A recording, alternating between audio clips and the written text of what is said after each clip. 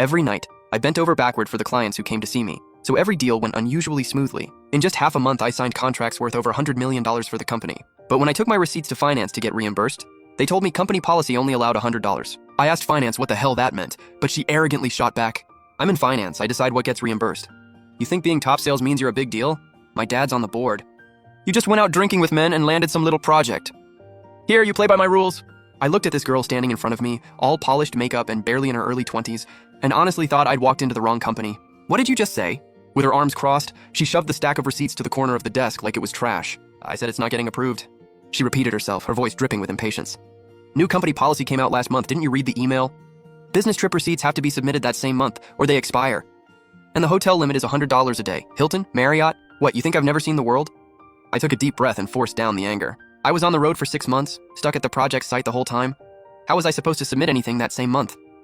And this was a multi-million-dollar project. The client specifically wanted meetings at a 5-star hotel. Was I supposed to drag them into some $100 motel? "That sounds like your problem, not mine." Lin Wangking lifted her chin, her eyes sweeping over me with pure contempt. "You think being top sales makes you special? My dad's on the board.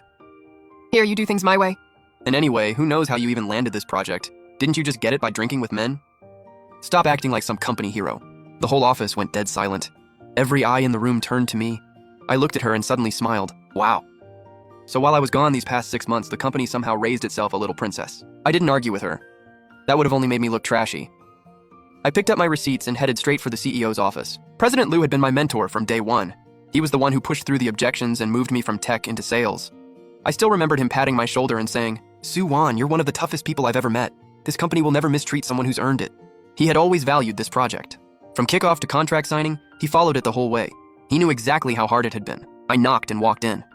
President Liu warmly invited me to sit, but after hearing me out, the smile froze on his face. He picked up the phone and dialed an extension. "Xiaolin, come to my office."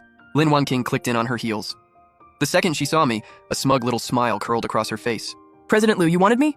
He pointed at the receipts on the desk, sounding uncomfortable. "So, Manager Su's case is kind of special. Could we maybe make an exception this one time?"